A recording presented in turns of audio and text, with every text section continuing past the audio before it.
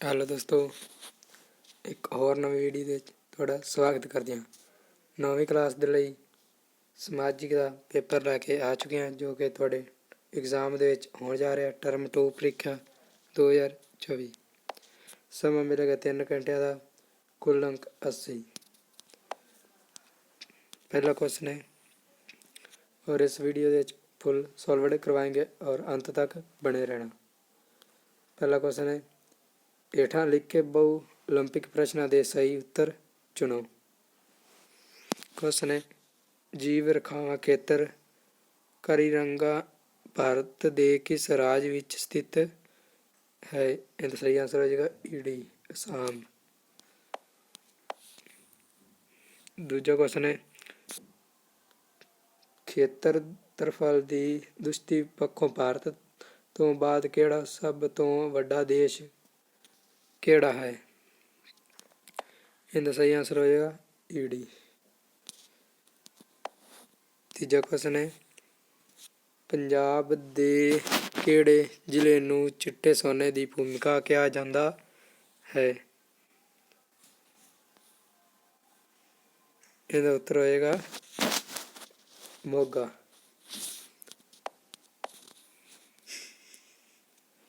चौथा क्वेश्चन है, भारत का केड़ा लंबकारी दस्तारी पारस सही है? इनका सही आंसर हो जाएगा ऊड़ा। पंजवां क्वेश्चन, आर्थिक क्रियावां ਜਿਹੜੀ ਵਸਤੂਆਂ ਅਤੇ ਸੇਵਾਵਾਂ ਦੇ ਮੂਲ ਅਤੇ ਉਪਯੋਗਤਾ ਵੇਰਵਾ ਦੇ ਨਾਲ ਜੁੜੀ ਹੋਈ ਹੈ।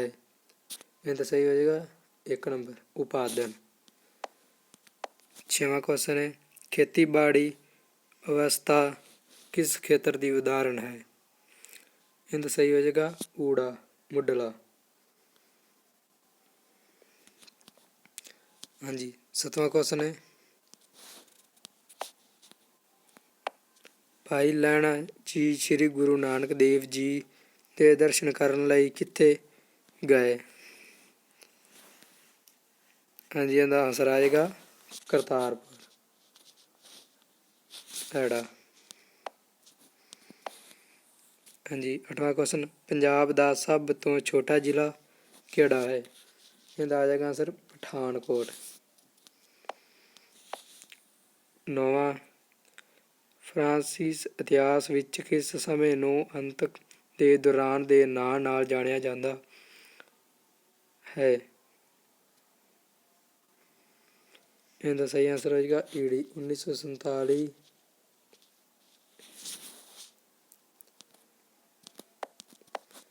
हाँ जी। 10वां क्वेश्चन है, गुरु रामदास जी ज्योति जोत समाए?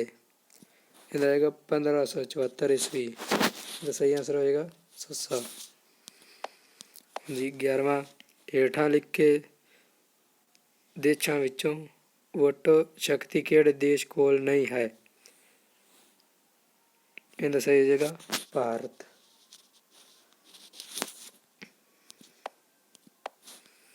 12वां क्वेश्चन, भारतीय संविधान लागू होया?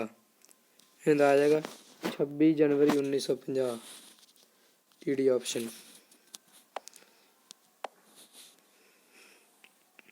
भाग एड़ा, हेठा लिखे वस्तुनिष्ठ प्रश्नों के उत्तर दिओ। हाँ जी। पहला प्रश्न है, भारत के पूर्व और पश्चिम विच स्थित समगां के नां दसो। बंगाल की खाड़ी और अर्थ सागर। हाँ जी। दूजा क्वेश्चन है, परशुराम का पूरा नाम की है? इनका आएगा Patiala Indian east Punjab state union. तीजा क्वेश्चन, मलबार के भर्ती मैदानां विच झीलां नूं स्थानक भाषा विच केल किया जाता है? इनका हो जाएगा आंसर सही। हाँ जी। चौथा क्वेश्चन है,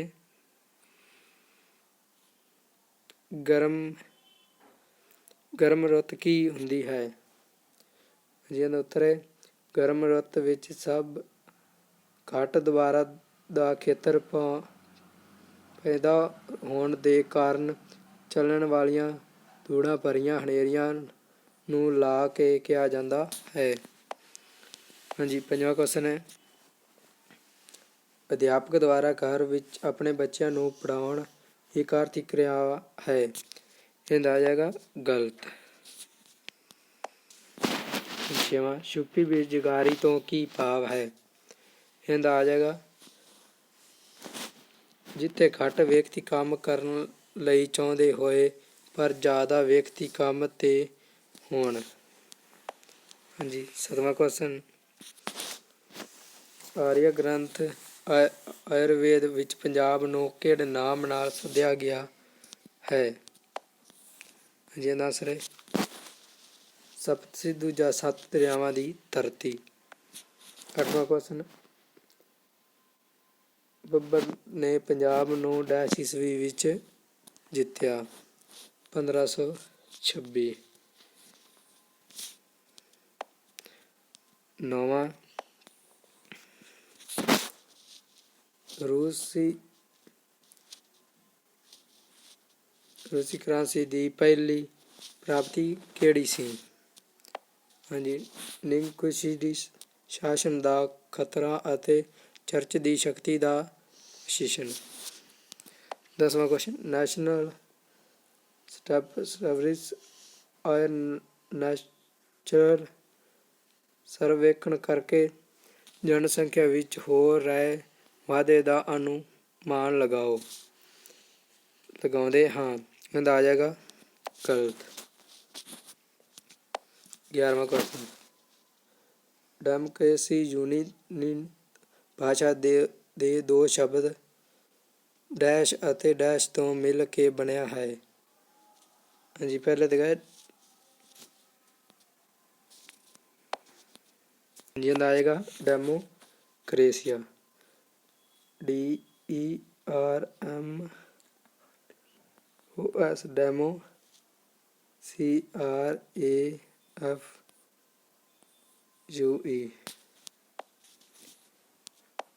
12ਵਾਂ ਕੁਐਸਚਨ, ਕੋਈ ਦੋ ਮੌਲਿਕ ਅਧਿਕਾਰਾਂ ਦੱਸੋ ਜਿਹੜੇ ਵਿਦੇਸ਼ੀ ਨੂੰ ਵੀ ਪ੍ਰਾਪਤ ਹਨ। ਹਾਂਜੀ, 12ਵੇਂ ਦਾ ਉੱਤਰ ਹੈ ਸੁਤੰਤਰਤਾ ਦਾ ਅਧਿਕਾਰ, ਕਾਨੂੰਨ ਦੇ ਸਾਹਮਣੇ ਸਮਾਨਤਾ ਦਾ ਅਧਿਕਾਰ, ਧਾਰਮਿਕ ਸੁਤੰਤਰਤਾ ਦਾ ਅਧਿਕਾਰ। ਭਾਗ ਈੜੀ। ਹਾਂਜੀ, ਤੀਜਾ ਪ੍ਰਸ਼ਨ, ਹੇਠਾਂ ਲਿਖੇ ਸ਼ਬਦਾਂ ਦੇ ਉੱਤਰ 50 ਸ਼ਬਦਾਂ ਵਿੱਚ ਦਿਓ। ਪਹਿਲਾ ਕੁਐਸਚਨ ਹੈ, ਜਲਵਾਯੂ ਅਤੇ ਮੌਸਮ ਵਿੱਚ ਕੀ ਅੰਤਰ ਹੈ, ਸਪਸ਼ਟ ਕਰੋ। ਹਾਂਜੀ, ਇਹ ਵੀ ਕਰਾ ਦਿੰਦੇ ਹਾਂ। ਜਲਵਾਯੂ ਕਿਸੇ ਵੀ ਭੂਗੋਲਿਕ ਖੇਤਰ ਵਿੱਚ ਘੱਟ ਤੋਂ ਘੱਟ 30 ਸਾਲ ਦੇ ਲਈ ਮੌਸਮ ਦੀ ਔਸਤ ਮੱਥ ਕੇ ਜੋ ਨਤੀਜਾ ਕੱਢਿਆ ਜਾਂਦਾ ਹੈ ਉਸ ਨੂੰ ਜਲਵਾਯੂ ਕਹਿੰਦੇ ਹਨ। ਇਸ ਦਾ ਅਰਥ ਹੈ ਕਿ ਜਲਵਾਯੂ ਲੰਮੇ ਸਮੇਂ ਲਈ ਕਿਸੇ ਦੇ ਖੇਤਰ ਦੇ ਤਾਪਮਾਨ, ਵਰਖਾ, ਵਾਯੂ ਦਾ ਵਹਾਅ ਆਦਿ ਦੀ ਔਸਤ ਹੁੰਦੀ ਹੈ। ਦੂਜਾ ਪੁਆਇੰਟ ਹੈ ਮੌਸਮ। ਕਿਸੇ ਨਿਸ਼ਚਿਤ ਥਾਂ ਉੱਤੇ ਕਿਸੇ ਵਿਸ਼ੇਸ਼ ਦਿਨ ਨੂੰ ਵਾਤਾਵਰਣ ਦੇ ਤੱਤਾਂ ਜਿਵੇਂ ਕਿ ਤਾਪਮਾਨ, ਦੁਬਾਰਾ ਅਤੇ ਹਵਾ, ਵਰਖਾ ਆਦਿ ਨੂੰ ਇਲਾਕਾ ਮਿਲਾ ਕੇ ਔਸਤ ਦੀ ਸਥਿਤੀ ਵਿੱਚ ਬਦਲਿਆ ਜਾਂਦਾ ਹੈ। ਔਸਤ ਇੱਕ ਦੈਨਿਕ ਚੱਕਰ ਹੈ ਅਤੇ ਇਹ ਹਰੇਕ ਦਿਨ ਅਤੇ ਹਰੇਕ ਘੰਟੇ ਵਿੱਚ ਹੀ ਬਦਲ ਜਾ ਸਕਦਾ ਹੈ। ਦੂਜਾ ਕੁਐਸਚਨ, ਗੁਰਦਾਸਪੁਰ, ਪਠਾਨਕੋਟ, ਸ਼ਿਵਲਕਾ ਦੇ ਇੱਕ ਨੋਟ ਲਿਖੋ। ਹਾਂਜੀ, ਗੁਰਦਾਸਪੁਰ, ਪਠਾਨਕੋਟ, ਸ਼ਿਵਲਕ ਦੀ ਪਹਾੜੀ ਸ਼੍ਰੇਣੀ ਦਾ ਵਿਸਤਾਰ ਗੁਰਦਾਸਪੁਰ ਅਤੇ ਪਠਾਨਕੋਟ ਜ਼ਿਲ੍ਹਿਆਂ ਦੇ ਵਿੱਚ ਹੈ। ਪਠਾਨਕੋਟ ਦਾ ਧਾਰਾ ਕਾਲ ਪੂਰੀ ਤਰ੍ਹਾਂ ਸ਼ਿਵਲਿਕ ਪਹਾੜਾਂ ਦੇ ਵਿੱਚ ਸਥਿਤ ਹੈ। ਜਿਨ੍ਹਾਂ ਪਹਾੜਾਂ ਦੀ ਔਸਤ ਉਚਾਈ 1000 ਮੀਟਰ ਦੇ ਲਗਭਗ ਹੈ। ਇਸ ਖੇਤਰ ਦੀਆਂ ਪਹਾੜੀਆਂ ਢਾਲਾਂ ਪਾਣੀ ਦੀ ਤੇਜ਼ ਵਰਨਾ ਦੇ ਕਾਰਨ ਕਿਨਾਰਿਆਂ ਤੋਂ ਕੱਟ ਗਈਆਂ ਹਨ, ਜਿਸ ਨਾਲ ਇਹ ਕਾਫੀ ਤਿੱਖੀਆਂ ਹੋ ਗਈਆਂ ਹਨ। ਇਸ ਖੇਤਰ ਵਿੱਚ ਵਹਿਣ ਵਾਲੀਆਂ ਮੌਸਮੀ ਨਦੀਆਂ ਚੱਕਖੰਡ ਅਤੇ ਇਸ ਦੀਆਂ ਸਹਾਇਕ ਨਦੀਆਂ ਬਿਆਸ ਨਦੀ ਵਿੱਚ ਡਿੱਗੀਆਂ ਹਨ। ਹਾਂਜੀ ਦੋਸਤੋ, ਤੀਜਾ ਕੁਐਸਚਨ, ਆਰਥਿਕ ਅਤੇ ਅਣਆਰਥਿਕ ਕਿਰਿਆਵਾਂ ਵਿੱਚ ਕੀ ਅੰਤਰ ਹੈ? ਹਾਂਜੀ, ਇਹਨਾਂ ਵਿੱਚ ਅੰਤਰ ਹੇਠਾਂ ਲਿਖੇ ਹਨ। ਹਾਂਜੀ, ਆਰਥਿਕ ਕਿਰਿਆਵਾਂ ਅਰਥ ਵਿਵਸਥਾ ਵਿੱਚ ਵਸਤੂਆਂ ਅਤੇ ਸੇਵਾਵਾਂ ਦਾ ਪ੍ਰਬੰਧ ਕਰਦੀਆਂ ਹਨ। ਅਣਆਰਥਿਕ ਕਿਰਿਆਵਾਂ ਦੇ ਨਾਲ ਵਸਤੂਆਂ ਅਤੇ ਸੇਵਾਵਾਂ ਦਾ ਕੋਈ ਪ੍ਰਬੰਧ ਅਰਥ ਵਿਵਸਥਾ ਨਹੀਂ ਹੁੰਦਾ। ਦੂਜਾ, ਜਦੋਂ ਆਰਥਿਕ ਕਿਰਿਆਵਾਂ ਵਿੱਚ ਵਾਧਾ ਹੁੰਦਾ ਹੈ ਜਾਂ ਇਸ ਦਾ ਅਰਥ ਹੈ ਅਰਥ ਵਿਵਸਥਾ ਤਰੱਕੀ ਵਿੱਚ ਹੈ। ਅਣਆਰਥਿਕ ਕਿਰਿਆਵਾਂ ਵਿੱਚ ਹੋਣ ਵਾਲਾ ਕੋਈ ਵੀ ਨਹੀਂ ਵਾਧਾ ਅਰਥ-ਵਿਵਸਥਾ ਦੀ ਤਰੱਕੀ ਦਾ ਨਿਰਧਾਰਕ ਹੈ। ਤੀਜਾ, ਆਰਥਿਕ ਕਿਰਿਆਵਾਂ ਨਾਲ ਅਤੇ ਰਾਸ਼ਟਰੀ ਆਮਦਨ ਵਿੱਚ ਵਾਧਾ ਹੁੰਦਾ ਹੈ। ਅਣਆਰਥਿਕ ਕਿਰਿਆਵਾਂ ਵਿੱਚ ਕੋਈ ਰਾਸ਼ਟਰੀ ਆਮਦਨ ਅਤੇ ਵਿਅਕਤੀਗਤ ਆਮਦਨ ਵਿੱਚ ਵਾਧਾ ਨਹੀਂ ਹੁੰਦਾ। ਹਾਂਜੀ ਦੋਸਤੋ, ਚੌਥਾ ਕੁਐਸਚਨ ਕਰਾਉਂਦੇ ਹਾਂ। ਗਰੀਬ ਦੇ ਮੁੱਖ ਮਾਪਦੰਡਾਂ ਦਾ ਵਰਣਨ ਕਰੋ। ਹਾਂਜੀ, ਗਰੀਬ ਦੇ ਅਨੇਕ ਪਹਿਲੂ ਹਨ। ਸਮਾਜਿਕ ਵਿਗਿਆਨਕ ਵਰਗੇ ਅਨੇਕ ਸ਼ਬਦ ਸੂਚਨਾ ਦੇ ਮਾਧਿਅਮ ਨੂੰ ਦੇਖਿਆ ਹੈ ਕਿ ਆਮ ਪ੍ਰਯੋਗ ਕੀਤੇ ਜਾਣ ਵਾਲੇ ਸੂਚਕ ਉਹ ਹਨ ਜੋ ਆਮਦਨ ਅਤੇ ਉਪਭੋਗ ਦੇ ਪੱਧਰ ਨਾਲ ਸੰਬੰਧਿਤ ਹਨ। ਪਰ ਹੁਣ ਗਰੀਬੀ ਨੂੰ ਅਨਪੂਰਤਾ ਪੱਧਰ, ਕੁਪੋਸ਼ਣ ਦੇ ਕਾਰਨ, ਰੋਗ ਪ੍ਰਤੀਰੋਧ ਸਮਰੱਥਾ ਦੀ ਕਮੀ, ਸਿਹਤ ਸੇਵਾਵਾਂ ਦੀ ਕਮੀ, ਰੋਜ਼ਗਾਰ ਦੇ ਮੌਕਿਆਂ ਦੀ ਕਮੀ, ਸੁਰੱਖਿਆ, ਪੀਣ ਵਾਲਾ ਪਾਣੀ ਅਤੇ ਸਵੱਛਤਾ ਤੱਕ ਪਹੁੰਚ ਦੀ ਕਮੀ ਆਦਿ ਵਰਗੇ ਹੋਰ ਸਮਾਜਿਕ ਸੂਚਕ ਦੇ ਨਾਲ ਮਾਧਿਅਮ ਨੂੰ ਵੀ ਦੇਖਿਆ ਜਾਂਦਾ ਹੈ। ਹਾਂਜੀ, ਪੰਜਵਾਂ ਕੁਐਸਚਨ, ਹਰੀ ਕ੍ਰਾਂਤੀ ਤੋਂ ਕੀ ਭਾਵ ਹੈ? ਇਹ ਕਿਵੇਂ ਸੰਭਵ ਹੋਇਆ ਹੈ? ਹਾਂਜੀ, ਆਨਸਰ ਹੈ ਭਾਰਤ ਵਿੱਚ ਯੋਜਨਾਵਾਂ ਦੀ ਆਵਰਤੀ ਵਿੱਚ ਅਪਣਾਏ ਗਏ ਖੇਤੀ ਸੁਧਾਰਾਂ ਦੇ ਫਲਸਰੂਪ 1967-68 ਵਿੱਚ ਅਨਾਜ ਦੇ ਉਤਪਾਦਨ ਵਿੱਚ 66-67 ਦੀ ਤੁਲਨਾ ਵਿੱਚ 25% ਦਾ ਵਾਧਾ ਹੋਇਆ। ਕਿਸੇ ਇੱਕ ਸਾਲ ਵਿੱਚ ਅਨਾਜ ਦੇ ਉਤਪਾਦਨ ਵਿੱਚ ਇੰਨਾ ਜ਼ਿਆਦਾ ਵਾਧਾ ਕਿਸੇ ਕ੍ਰਾਂਤੀ ਤੋਂ ਘੱਟ ਨਹੀਂ ਸੀ। ਇਸ ਲਈ ਇਸ ਨੂੰ ਹਰੀ ਕ੍ਰਾਂਤੀ ਦਾ ਨਾਮ ਦਿੱਤਾ ਗਿਆ। ਹਰੀ ਕ੍ਰਾਂਤੀ ਤੋਂ ਭਾਵ ਖੇਤੀ ਉਤਪਾਦਨ ਵਿੱਚ ਹੋਣ ਵਾਲੇ ਵਾਧੇ ਤੋਂ ਹੈ, ਜੋ ਖੇਤੀ ਦੀ ਨਵੀਂ ਨੀਤੀ ਨੂੰ ਅਪਣਾਉਣ ਦੇ ਕਾਰਨ ਹੋਈ।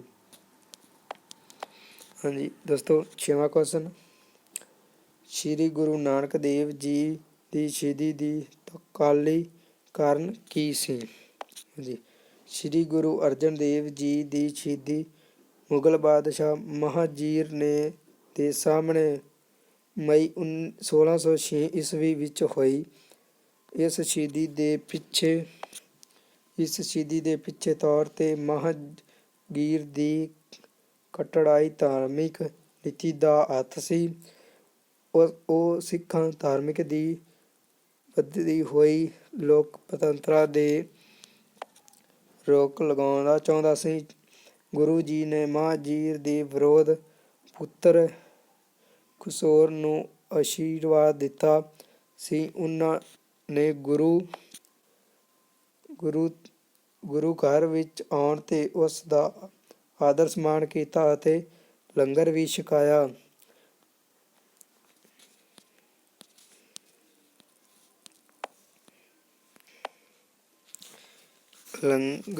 ਉਨ੍ਹਾਂ ਦਾ ਇਹ ਕਾਰਜ ਰਾਜਨੀਤਿਕ ਅਪਰਾਧ ਮੰਨਿਆ ਗਿਆ। ਗੁਰੂ ਜੀ ਦੁਆਰਾ ਆਦਿ ਗ੍ਰੰਥ ਸਾਹਿਬ ਦੀ ਰਚਨਾ ਦਾ ਮਹਾਂਜੀਰ ਦਾ ਸੰਦੇਸ਼ ਹੋਰ ਵੀ ਵੱਧ ਦਿੱਤਾ। ਗੁਰੂ ਜੀ ਨੇ ਦੁਸ਼ਟ ਮਹਾਂਜੀਰ ਨੂੰ ਦੱਸਿਆ ਕਿ ਆਦਿ ਗ੍ਰੰਥ ਸਾਹਿਬ ਵਿੱਚ ਇਸਲਾਮ ਧਰਮ ਦੇ ਵਿਰੋਧ ਕਾਫੀ ਕੁਝ ਲਿਖਿਆ ਗਿਆ ਹੈ। ਇਸ ਲਈ ਮਹਾਂਦਗੀ ਨੇ ਗੁਰੂ ਜੀ ਦਰਬਾਰ ਵਿੱਚ ਸੱਦਿਆ ਭੇਜਿਆ। ਉਸ ਨੇ ਗੁਰੂ ਜੀ ਨੂੰ ਹੁਕਮ ਦਿੱਤਾ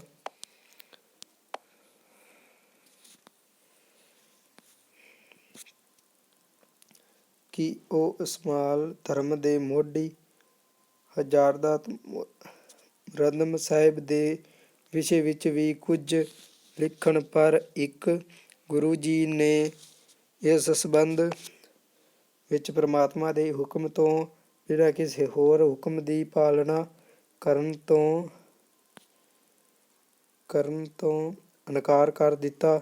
ਇਹ ਉੱਤਰ ਸੁਣ ਕੇ ਮੁਗਲ ਬਾਦਸ਼ਾਹ ਨੇ ਗੁਰੂ ਅਰਜਨ ਦੇਵ ਜੀ ਨੂੰ ਕਠੋਰ ਸਵੀਕਾਰ ਸਪਸ਼ਟ ਕਸ਼ਟ ਦੇ ਮਾਰਨ ਦੇ ਦਾ ਅਧਿਕਾਰੀ ਬਣਾ ਦਿੱਤਾ। ਹਾਂਜੀ ਦੋਸਤੋ, 7ਵਾਂ ਕੁਐਸਚਨ ਹੈ, ਪ੍ਰਧਾਨ ਮੰਤਰੀ ਦੀ ਨਿਯੁਕਤੀ ਕਿਵੇਂ ਹੁੰਦੀ ਹੈ? ਹਾਂਜੀ, ਇਹ ਵੀ ਕਰਾ ਦਿੰਦੇ ਹਾਂ। ਲੋਕ ਸਭਾ ਦੀਆਂ ਚੋਣਾਂ ਤੋਂ ਬਾਅਦ ਜਿਸ ਦਲ ਜਾਂ ਦਲਾਂ ਦੇ ਗਠਬੰਧਨ ਨੂੰ ਬਹੁਮਤ ਪ੍ਰਾਪਤ ਹੋ ਜਾਂਦਾ ਹੈ, ਉਹ ਆਪਣਾ ਇੱਕ ਨੇਤਾ ਚੁਣਦਾ ਹੈ ਅਤੇ ਉਸ ਨੇਤੇ ਨੂੰ ਰਾਸ਼ਟਰਪਤੀ ਸਰਕਾਰ ਬਣਾਉਣ ਲਈ ਸੱਦਾ ਦਿੰਦਾ ਹੈ। ਇਸ ਨੇਤਾ ਨੂੰ ਰਾਸ਼ਟਰਪਤੀ ਪ੍ਰਧਾਨ ਮੰਤਰੀ ਨਿਯੁਕਤੀ ਕਰ ਦਿੰਦੇ ਹਨ ਅਤੇ ਪ੍ਰਧਾਨ ਮੰਤਰੀ ਦੀ ਸਲਾਹ ਉੱਤੇ ਮੰਤਰੀ ਮੰਡਲ ਦੀ ਨਿਯੁਕਤੀ ਹੋ ਜਾਂਦੀ ਹੈ। ਹਾਂਜੀ, 8ਵਾਂ ਕੁਐਸਚਨ, ਗਣਤੰਤਰ ਦੇਸ਼ ਕਿਹੜਾ ਹੁੰਦਾ ਹੈ? ਹਾਂਜੀ, ਭਾਰਤ ਗਣਤੰਤਰ ਦੇਸ਼ ਹੈ। ਗਣਤੰਤਰ ਦਾ ਅਰਥ ਹੁੰਦਾ ਹੈ ਕਿ ਦੇਸ਼ ਦੇ ਮੁਖੀਆਂ ਪ੍ਰਤਿਸ਼ਠਾਵਾਂ ਜਾਂ ਅਪ੍ਰਤਿਸ਼ਠਾਵਾਂ ਰੂਪ ਨਾਲ ਜਨਤਾ ਵੱਲ ਚੁਣਿਆ ਜਾਂਦਾ ਹੈ। ਮੁਖੀਆਂ ਦਾ ਚੁਣਾਵ ਇੱਕ ਨਿਸ਼ਚਿਤ ਸਮੇਂ ਲਈ ਹੁੰਦਾ ਹੈ ਅਤੇ ਇੱਥੇ ਕੋਈ ਥਾਂ ਨਹੀਂ ਹੁੰਦੀ। ਗਣਤੰਤਰ ਹੋਂਦ ਭਾਰਤੀ ਸੰਵਿਧਾਨ ਦੀ ਇੱਕ ਮਹੱਤਵਪੂਰਨ ਵਿਸ਼ੇਸ਼ਤਾ ਹੈ। ਹਾਂਜੀ, ਭਾਗ ਸੱਸਾ, ਹੇਠਾਂ ਲਿਖਿਆਂ ਵਿੱਚੋਂ ਕੋਈ 4 ਪ੍ਰਸ਼ਨਾਂ ਦੇ ਉੱਤਰ 100 ਸ਼ਬਦਾਂ ਤੱਕ ਦਿਓ। ਹਾਂਜੀ, ਪਹਿਲਾ ਹੈ, ਚੋਣ ਕਮਿਸ਼ਨ ਦੇ ਕੰਮ ਦਾ ਸੰਖੇਪ ਵਰਣਨ ਕਰੋ। ਉੱਤਰ, ਚੋਣ ਆਯੋਗ ਦਾ ਕੰਮ ਦਾ ਵਰਣਨ ਇਸ ਪ੍ਰਕਾਰ ਹੈ। ਪਹਿਲਾ, ਇਸ ਦਾ ਸਭ ਤੋਂ ਪਹਿਲਾ ਕੰਮ ਹਰੇਕ ਪ੍ਰਕਾਰ ਦੀਆਂ ਚੋਣਾਂ ਦੇ ਲਈ ਵੋਟਾਂ ਦੀਆਂ ਸੂਚੀਆਂ ਤਿਆਰ ਕਰਵਾਉਣਾ ਅਤੇ ਜੇਕਰ ਜ਼ਰੂਰਤ ਹੋਣ ਤਾਂ ਉਸ ਪਰਿਵਰਤਨ ਕਰਵਾਇਆ ਹੁੰਦਾ ਹੈ। ਦੂਜਾ ਪੁਆਇੰਟ ਹੈ, ਚੋਣਾਂ ਦਾ ਨਿਰਦੇਸ਼, ਨਿਯੰਤਰਣ ਅਤੇ ਨਿਰੀਖਣ ਦੀ ਇਸ ਦਾ ਹੀ ਕੰਮ ਹੈ। ਤੀਜਾ, ਵੋਟਾਂ ਦੇ ਲਈ ਸਮਾਂ ਸੂਚੀ ਤਿਆਰ ਕਰਨਾ ਅਤੇ ਚੋਣਾਂ ਕਰਵਾਉਣ ਲਈ ਮਿਤੀਆਂ ਦੀ ਘੋਸ਼ਣਾ ਕਰਨਾ ਵੀ ਇਸ ਹੀ ਕੰਮ ਹੈ। ਹਾਂਜੀ, ਚੌਥਾ ਪੁਆਇੰਟ, ਵੋਟਾਂ ਚੋਣਾਂ ਸੰਬੰਧ ਨਿਯਮ ਬਣਾਉਣਾ ਅਤੇ ਮਨੋਨੀਤ ਪੱਤਰ ਦੀਆਂ ਸੁਰੱਖਿਆ ਦੀ ਵੀ ਉਸ ਦਾ ਹੀ ਕੰਮ ਹੁੰਦਾ ਹੈ। ਪੰਜਵਾਂ, ਰਾਜਨੀਤਿਕ ਦਲਾਂ ਲਈ ਚੋਣ ਰਸਤਾਵਾਂ ਵੀ ਇਹ ਹੀ ਲਾਗੂ ਕਰਵਾਉਂਦੇ ਹਨ। ਛੇਵਾਂ, ਚੋਣ ਨਿਸ਼ਾਨ ਦੇਣ ਅਤੇ ਰਾਜਨੀਤਿਕ ਦਲਾਂ ਨੂੰ ਮਾਨਤਾ ਦੇਣਾ ਵੀ ਇਸ ਦਾ ਹੀ ਕੰਮ ਹੁੰਦਾ ਹੈ। ਸੱਤਵਾਂ, ਚੋਣਾਂ ਰੱਦ ਕਰਨੀਆਂ, ਕਿਸੇ ਥਾਂ ਉੱਤੇ ਦੁਬਾਰਾ ਚੋਣਾਂ ਕਰਵਾਉਣੀਆਂ ਅਤੇ ਪੋਲ ਬੂਥ ਅਤੇ ਕਬਜ਼ੇ ਵਰਗੀਆਂ ਘਟਨਾਵਾਂ ਰੋਕਣ ਦਾ ਵੀ ਕੰਮ ਹੀ ਕਰਦਾ ਹੈ। ਅੱਠਵਾਂ, ਨਿਆਂਪਾਲਿਕਾ ਵੱਲੋਂ ਚੋਣ ਲੜਨ ਦੇ ਲਈ ਅਜੋਕੇ ਘੋਸ਼ਿਤ ਵਿਅਕਤੀਆਂ ਦੇ ਲਈ ਕੁਝ ਛੂਟ ਦੇਣਾ ਵੀ ਚੋਣ ਆਯੋਗ ਦਾ ਹੀ ਹੁੰਦਾ ਕੰਮ ਹੈ। ਹਾਂਜੀ ਦੋਸਤੋ, ਅੱਗੇ ਚਲਦੇ ਹਾਂ। ਦੂਜਾ ਕੁਐਸਚਨ ਹੈ, ਕੁਦਰਤੀ ਬਨਸਪਤੀ ਮਨੁੱਖੀ ਸਮਾਜ ਦੇ ਫੇਫੜੇ ਹੁੰਦੇ ਹਨ, ਕਿਵੇਂ? ਹਾਂਜੀ, ਇਹ ਵੀ ਕਰਾ ਦਿੰਦੇ ਹਾਂ। ਇਸ ਵਿੱਚ ਕੋਈ ਸ਼ੱਕ ਨਹੀਂ ਹੈ, ਕੁਦਰਤੀ ਬਨਸਪਤੀ ਮਨੁੱਖੀ ਸਮਾਜ ਦੇ ਫੇਫੜੇ ਹੁੰਦੇ ਹਨ। ਹੇਠਾਂ ਲਿਖਿਆ ਬਿੰਦੂਆਂ ਤੋਂ ਇਹ ਸਪਸ਼ਟ ਜਾਵੇਗਾ।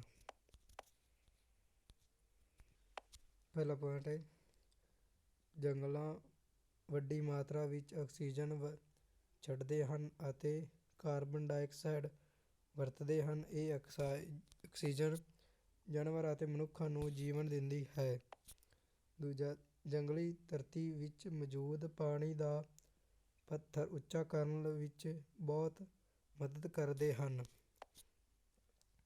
ਜੰਗਲਾਂ ਦੇ ਰੁੱਖਾਂ ਵਿੱਚ ਮੌਜੂਦ ਪਾਣੀ ਸੂਰਜ ਦੀ ਗਰਮੀ ਦੇ ਕਾਰਨ ਵਾਸ਼ਪ ਬਣ ਕੇ ਉੱਡਦਾ ਰਹਿੰਦਾ ਹੈ, ਜੋ ਹਵਾ ਦੇ ਤਾਪਮਾਨ ਨੂੰ ਘੱਟ ਰੱਖਣ ਵਿੱਚ ਮਦਦ ਕਰਦਾ ਹੈ। ਚੌਥਾ ਹੈ, ਜੰਗਲਾਂ ਵਿੱਚ ਬਹੁਤ ਸਾਰੇ ਜੀਵ ਰਹਿੰਦੇ ਹਨ ਅਤੇ ਉਹਨਾਂ ਨੂੰ ਭੋਜਨ ਅਤੇ ਰਹਿਣ ਵਾਸਤੇ ਜਗ੍ਹਾ ਜੰਗਲਾਂ ਵਿੱਚ ਹੀ ਮਿਲਦੀ ਹੈ। ਪੰਜਵਾਂ, ਸਾਡੇ ਵਾਤਾਵਰਨ ਨੂੰ ਸੁੰਦਰ ਅਤੇ ਸਿਹਤਮੰਦ ਬਣਾਉਣ ਵਿੱਚ ਜੰਗਲ ਬਹੁਤ ਘੱਟ ਹਨ। ਪੌਣ ਦੀ ਰੁਸ਼ਵਾਈਤ ਨੂੰ ਘੱਟ ਕਰਨ, ਆਵਾਜ਼ ਪ੍ਰਦੂਸ਼ਣ ਨੂੰ ਘੱਟ ਕਰਨ ਅਤੇ ਸੂਰਜ ਦੀ ਚਮਕ ਨੂੰ ਘੱਟ ਕਰਨ ਲਈ ਜੰਗਲ ਬਹੁਤ ਮਦਦ ਕਰਦੇ ਹਨ। ਸੱਤਵਾਂ, ਰੁੱਖਾਂ ਦੀਆਂ ਜੜ੍ਹਾਂ ਮਿੱਟੀ ਦੇ ਕਣਾਂ ਨੂੰ ਪਕੜ ਕੇ ਰੱਖਦੀਆਂ ਹਨ, ਜਿਸ ਕਾਰਨ ਜੰਗਲਾਂ ਤੋਂ ਰੋਕਣ ਵਿੱਚ ਮਦਦ ਕਰਦੇ ਹਨ।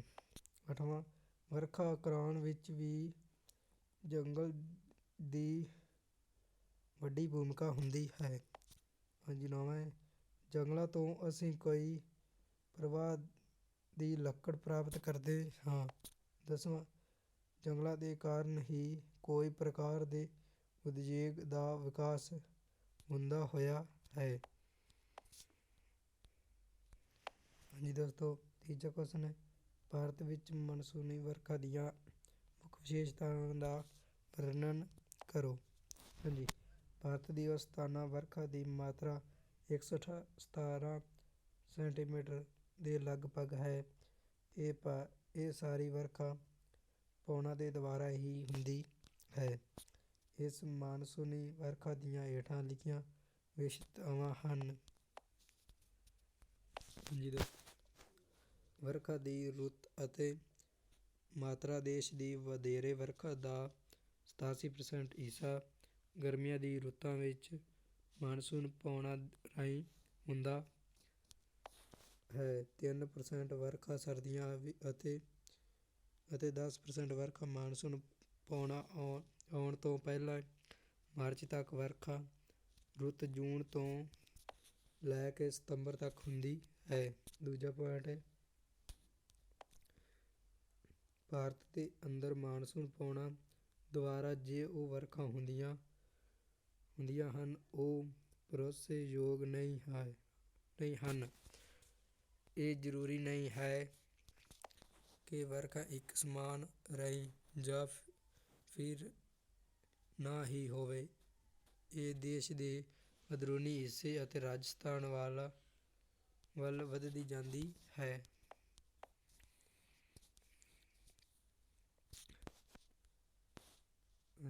ਅੱਗੇ,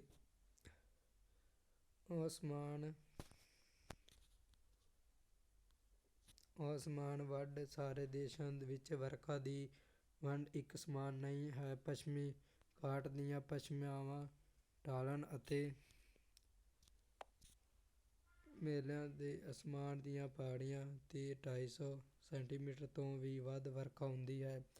ਦੂਸਰੇ ਪਾਸੇ ਪੱਛਮੀ ਰਾਜਸਥਾਨ, ਪੱਛਮੀ ਗੁਜਰਾਤ ਅਤੇ ਉੱਤਰੀ ਜੰਮੂ ਕਸ਼ਮੀਰ ਵਿੱਚ 25 ਸੈਂਟੀਮੀਟਰ ਤੋਂ ਵੀ ਘੱਟ ਵਰਖਾ ਹੁੰਦੀ ਹੈ। ਅਨੁਸੂਚਿਤ ਭਾਰਤ ਵਿੱਚ ਹੋਣ ਵਾਲੀ ਮਾਨਸੂਨ ਵਰਖਾ ਦੀ ਮਾਤਰਾ ਪੂਰੀ ਤਰ੍ਹਾਂ ਨਿਸ਼ਚਿਤ ਨਹੀਂ ਹੈ। ਕਦੇ ਤਾਂ ਮਾਨਸੂਨ ਪੌਣਾਂ ਸਮੇਂ ਤੋਂ ਪਹਿਲਾਂ ਪਹੁੰਚ ਜਾਂਦੀਆਂ ਹਨ ਅਤੇ ਬਹੁਤ ਜ਼ਿਆਦਾ ਵਰਖਾ ਹੋ ਜਾਣ ਕਰਕੇ ਕਈ ਥਾਵਾਂ 'ਤੇ ਹੜ੍ਹ ਆ ਜਾਂਦੇ ਹਨ।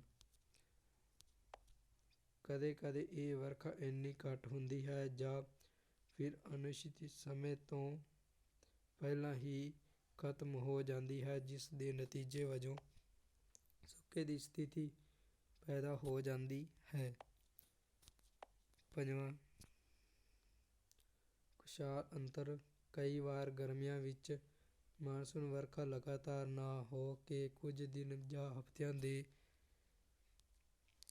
ਦੇ ਨਾਲ ਹੁੰਦੀ ਹੈ। ਇਸ ਨਾਲ ਵਰਖਾ ਚੱਕਰ ਟੁੱਟ ਜਾਂਦੇ ਹਨ ਅਤੇ ਵਰਖਾ ਰੁੱਤ ਵਿੱਚ ਇੱਕ ਲੰਬਾ ਅਤੇ ਖੁਸ਼ਕ ਸਮਾਂ ਆਜ਼ਾਦ ਹੁੰਦਾ ਹੈ। ਛੇਵਾਂ, ਪਰਬਤੀ ਵਰਖਾ। ਮਾਨਸੂਨ ਵਰਖਾ ਪਰਬਤਾਂ ਦੀਆਂ ਦੱਖਣੀ ਅਤੇ ਪੌਣੀ ਮੁਖੀ ਢਾਲਾਂ ਤੋਂ ਜ਼ਿਆਦਾ ਹੁੰਦੀ ਹੈ। ਸੱਤਵਾਂ, ਪਰਬਤਾਂ ਦੀਆਂ ਉੱਚੀਆਂ ਅਤੇ ਪੌਣਾ ਢਾਲਾਂ ਵਰਖਾ ਛਾਇਆ ਖੇਤਰਾਂ ਵਿੱਚ ਸਥਿਤ ਹੋਣ ਕਰਕੇ ਖੁਸ਼ਕ ਰਹਿ ਜਾਂਦੀਆਂ ਹਨ।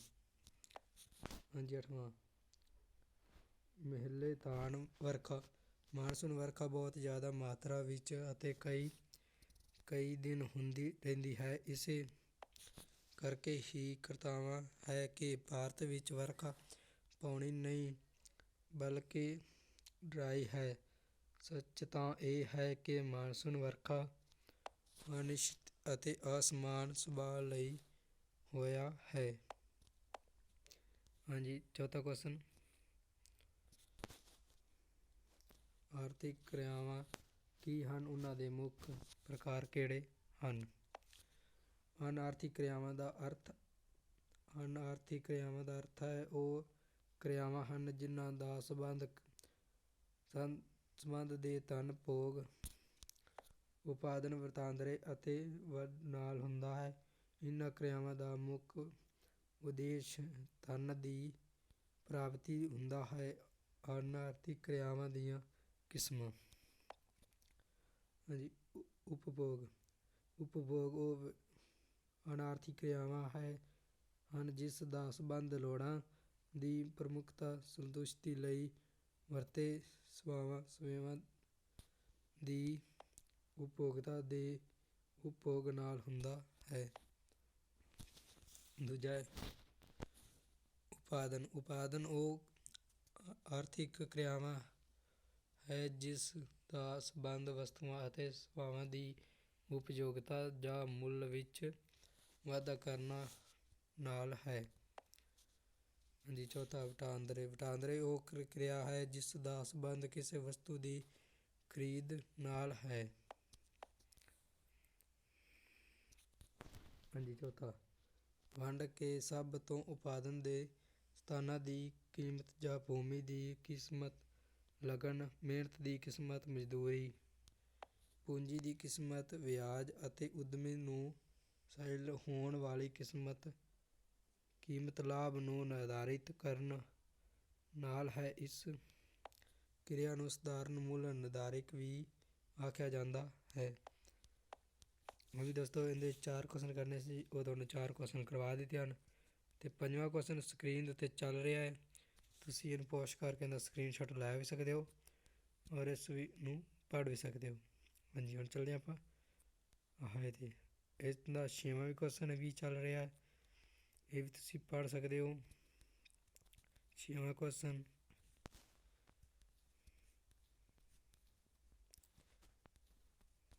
ਹਾਂਜੀ 7ਵਾਂ ਕੁਐਸਚਨ ਵੀ ਆ ਗਿਆ। 8ਵਾਂ, ਹਾਂਜੀ ਇਹ ਆ ਗਿਆ ਆਹ ਨੰਬਰ।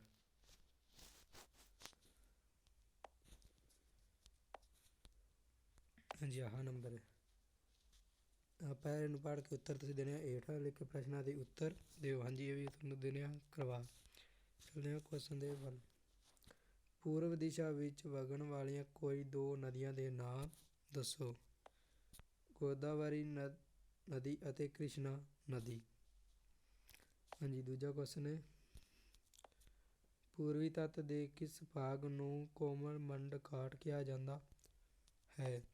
ਕ੍ਰਿਸ਼ਨਾ ਨਦੀ ਦੇ ਡੋਲਡੇ ਤੇ ਕੰਨਿਆ ਕੁਮਾਰੀ ਤੱਕ ਇਸ ਨੂੰ ਘਾਟ ਕਹਿੰਦੇ ਹਨ। ਤੀਜਾ ਕੁਐਸਚਨ, ਪੁਲਕਟ ਝੀਲ ਭਾਰਤ ਦੇ ਕਿਸ ਤੱਟ ਮੈਦਾਨ ਵਿੱਚ ਹੈ। ਇਹ ਆ ਜਾਏਗਾ ਪੂਰਬੀ ਤੱਟ ਦੇ ਮੈਦਾਨ ਵਿੱਚ। ਚੌਥਾ ਕੁਐਸਚਨ ਹੈ, ਭਾਰਤ ਦੀ ਸਭ ਤੋਂ ਵੱਡੀ ਪਾਣੀ ਦੀ ਝੀਲ ਦਾ ਨਾਮ ਦੱਸੋ। ਹਾਂਜੀ, ਇਹਦਾ ਆ ਜਾਏਗਾ ਪੁਲਕਟ ਝੀਲ। ਹਾਂਜੀ, ਭਾਗ ਕੱਕਾ।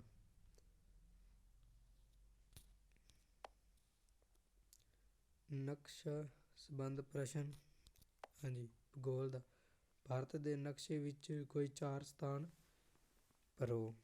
ਹਾਂਜੀ, ਪਹਿਲਾ ਹੈ ਭਾਰਤ ਦਾ ਮਕਾਨਾ ਲੰਬਕਾਰ। ਦੂਜਾ ਕੋਟਮੰਡਕ ਪੱਟ। ਤੀਜਾ ਆ ਜਾਏਗਾ ਜੈਸਲਮੇਰ। ਚੌਥਾ ਗਡਵਾਈਨ ਸਟਾਈਲ। ਚੌਥਾ ਆਰੀਨ ਪਰਬਤ।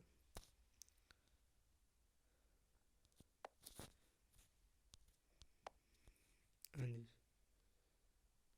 ਆਹ ਨੰਬਰ ਹੈ ਆਰੀਨ ਪਰਬਤ ਵੱਧ ਸੁਰੱਖਿਆ ਵਾਲਾ ਰਾਜ। ਇਤਿਹਾਸ ਪੰਜਾਬ 1947 ਤੋਂ ਪਹਿਲਾਂ ਦੇ ਨਕਸ਼ੇ ਵਿੱਚ ਕੋਈ 4 ਸਥਾਨ ਭਰੋ। ਹਾਂਜੀ, ਇਹ ਵੀ ਦੇਣੇ ਆ ਗਵਾ। ਪਹਿਲਾ ਸਿੰਧੂ। ਦੂਜਾ ਸਤਲੁਜ। ਤੀਜਾ ਸੁਨੇਖਿਆਂ ਦੀਆਂ ਪਹਾੜੀਆਂ। ਦਰਾ ਖੇਤਰ ਬਿਆਸ ਅਤੇ ਦਰਾ ਭਨੋਲ। ਹਾਂਜੀ, ਇਹ ਸੀ ਆਪਣਾ 9ਵੀਂ ਦਾ ਪੇਪਰ ਜੋ ਕਿ ਤੁਹਾਨੂੰ ਪੂਰਾ ਕਰਵਾ ਦਿੱਤਾ ਹੈ। ਔਰ ਅਗਲੀ ਵੀਡੀਓ ਦੇ ਵਿੱਚ ਮਿਲਦੇ ਹਾਂ।